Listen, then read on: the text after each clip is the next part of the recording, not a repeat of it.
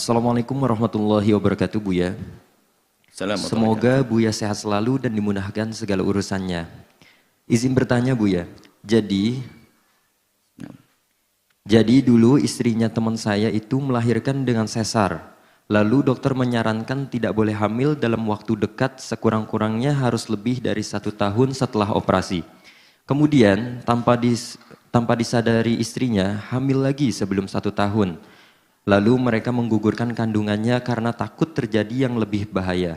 Mohon pencerahannya, Buya. Semesti dan seharusnya yang dilakukan pada kejadian itu, baiknya digugurkan atau tetap dijaga kandungannya. Terima kasih, Buya. Mohon pencerahannya. Wassalamualaikum warahmatullahi wabarakatuh.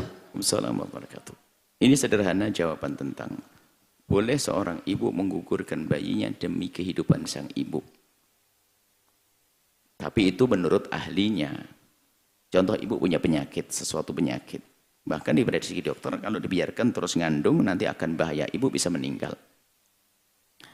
Kalau memang seperti itu boleh menggugurkannya. Tapi bukan dugaan masing-masing orang, tanyakan kepada ahlinya.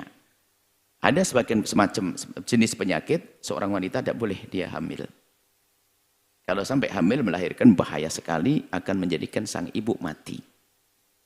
Kalau memang seperti itu, pengguguran jadi diperkenankan karena menjaga yang pasti hidup. Dengan meniadakan yang belum tentu pada akhirnya. Tapi kalau masalah seperti itu sesar, kita punya kawan dokter. Dokter kan lebih tahu tentang itu. Setiap tahun melahirkan, padahal sesar terus. Bukan setiap tahun. Setelah hamil, hamil lagi. Tidak pakai sesuai dengan aturan itu. Wallah alam, yang benar mana ini. Tapi kenyataannya, sampai dok, oh nggak apa-apa. Oh nggak apa-apa. Buktinya anak saya juga aman-aman saja. Wallah alam. Jadi begini maksud kami. Jika memang seperti itu, jangan Anda memutuskan. Tanyakan kepada beberapa dokter ahlinya. Selamat enggak? Aman enggak buat istri saya? Kalau dokter mengatakan tidak aman, Anda boleh. Kenapa? Yang dipercaya adalah dokter, bukan buya, bukan ustadz yang lainnya. Ustadz nggak ngerti ilmu itu.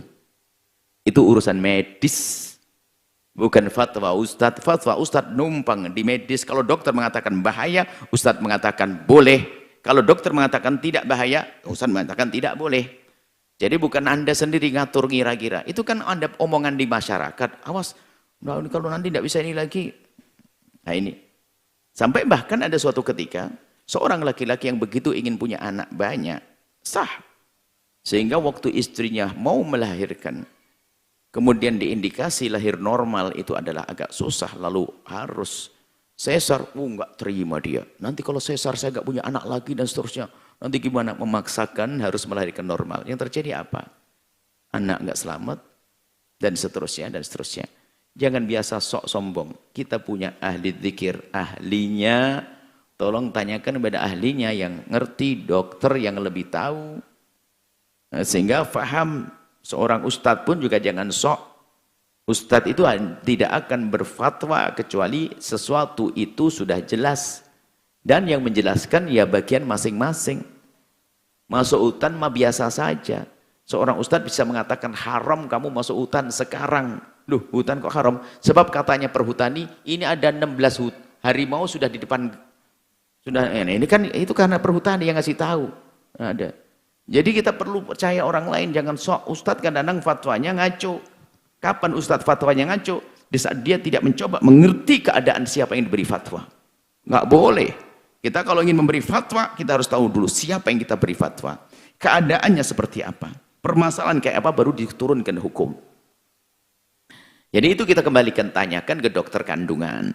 Bahaya tidak. Dia akan dilihat pakai USG atau segala macam. Wah, tentang jahitannya, tentang ini. Oh oke. Ya sudah, jangan dong. Kalau ternyata, wah bahaya. Sementara ibu ini lemah sekali dan sebagainya. Nah ini baru.